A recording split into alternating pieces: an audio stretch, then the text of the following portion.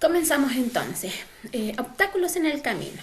Ya, cuando una corriente circula por un conductor, ya recuerden que un conductor es un cable, generalmente que es de una sustancia o de un material que es buen conductor eléctrico, ya por donde circula entonces la electricidad. Eh, cuando por este conductor hay una dificultad para el paso de la electricidad o de la corriente eléctrica, se le llama resistencia eléctrica. ¿Ya? Dice que la resistencia eléctrica alude a la oposición que ejerce el material al paso de la electricidad. ¿Ya? Eso es lo que es la resistencia eléctrica, es la oposición del material al paso de la electricidad. Como por ejemplo en la imagen que aparece ahí abajo, ya en el primer rectángulo que aparece ahí en las esferas azules, dice que son los electrones, ¿cierto? O la electricidad fluyendo por un material que ofrece baja resistencia. O sea, hay es como cuando corre el agua por el río suavecito, ¿cierto? Suavecito, suavecito. El otro recuadro son los electrones fluyendo por el material que ofrece una alta resistencia. ¿Ya? Es algo parecido como por ejemplo cuando corre por este mismo río, pero en el río hay muchas piedras. ¿Ya? Entonces el agua se empieza a mover y es muy rápido y con mucha turbulencia. Tiene que ver con eso porque se ofrece resistencia. En el caso del río, la resistencia vendrían siendo las rocas o piedras que se encuentran en él. ¿Ya? Y los electrones vendrían siendo como el agua. El aumento de la temperatura de los conductores demuestra la resistencia que se están oponiendo. ¿Ya?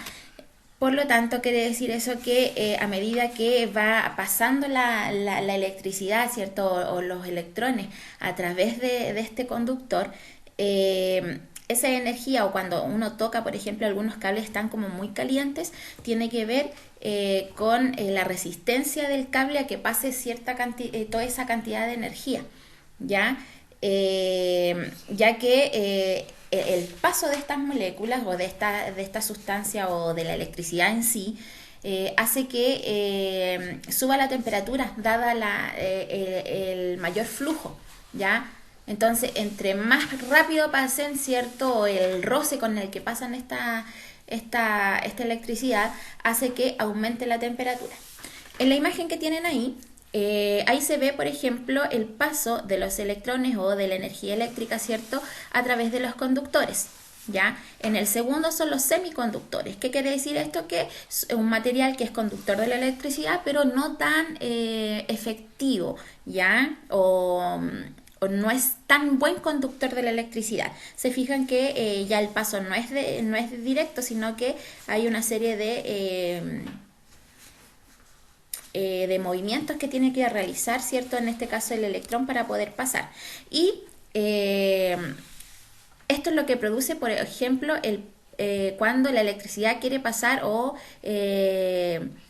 tiene que pasar por un material que es aislante. Obviamente no puede, ¿ya? Porque en el camino el material en este caso se resiste al paso de los electrones o de la energía eléctrica.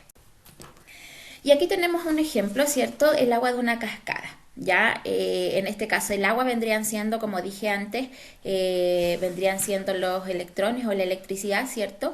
Y se encuentra con obstáculos esta cascada, que son las rocas, lo cual dificulta el avance, ¿cierto? Y disminuye la energía con la cual recorre el agua. ¿Ya? Algo similar entonces ocurre con la electricidad. La resistencia eléctrica, como dice ahí en el título, depende de diferentes factores, ¿ya? Por ejemplo, va a depender del diámetro y de la longitud, ¿ya? El diámetro es qué tan grande es, ¿cierto? Y la longitud qué tan largo es.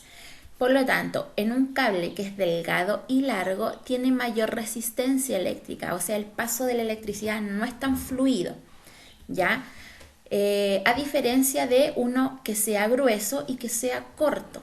Es por eso, por ejemplo, que los cables de alta tensión son muy, muy, muy gruesos, ¿ya? Y tiene que ver porque el flujo de electricidad que pasa por esos cables es mayor. ¿ya? A diferencia de los cables que se utilizan, por ejemplo, para una conexión eléctrica en los hogares, ya que son delgados, ¿cierto? Y obviamente son mucho más largos porque tienen que recorrer toda la casa, ¿ya? Por lo tanto, hay mayor resistencia al paso de la electricidad. Una analogía con la vida cotidiana la encontramos en las bombillas, ¿ya?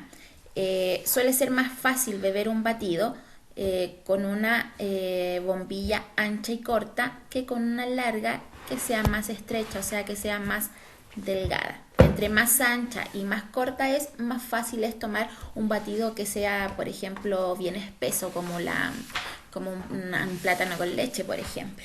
Ya el plátano con leche es bien espeso, entonces si nosotros lo bebemos con una bombilla que es ancha y corta, va a ser mucho más fácil tomarlo que con una bombilla que sea más estrecha y más larga.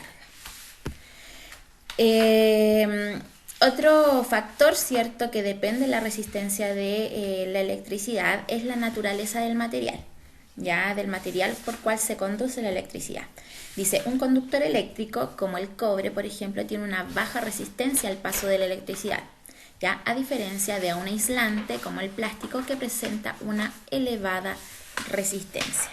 Obviamente que va a depender entonces del material el paso de la electricidad, y es por lo mismo, ¿cierto?, que el plástico se utiliza como aislante que recubre, ¿cierto?, los cables eléctricos en los hogares, ¿ya?, para que la electricidad no salga por todos lados, ¿ya? Y otro factor que depende la resistencia, ¿cierto?, eléctrica es la temperatura.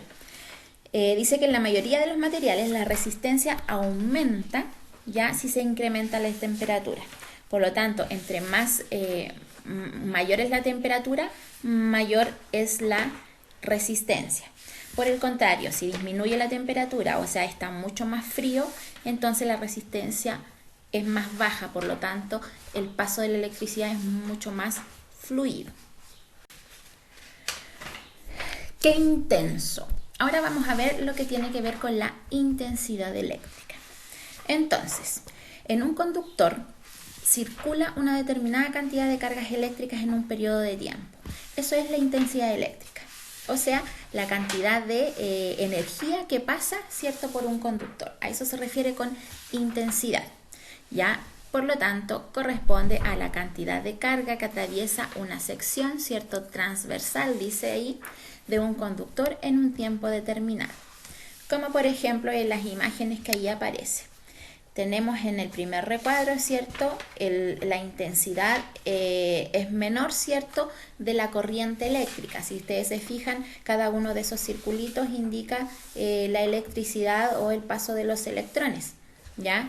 Y en la segunda imagen aparece una mayor intensidad de corriente, ¿cierto?, porque si ustedes se fijan, es una mayor cantidad de electrones que está pasando por ese mismo lugar.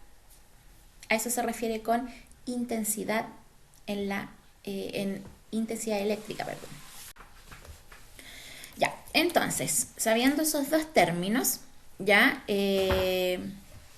van a escuchar lo siguiente. Superconductores.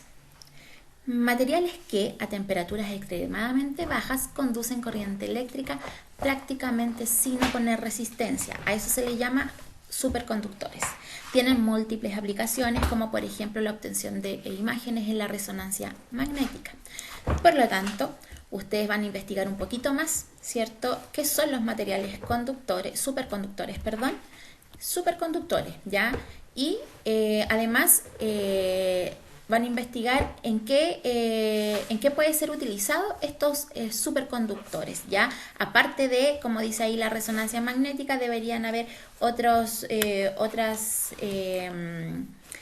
aplicaciones que tienen estos materiales, ¿ya? Eso lo van a investigar, lo van a escribir en su cuaderno, ¿ya? No se olviden de anotar el número de la clase a la cual corresponde esta actividad. Y eso sería todo. Espero se encuentren muy bien.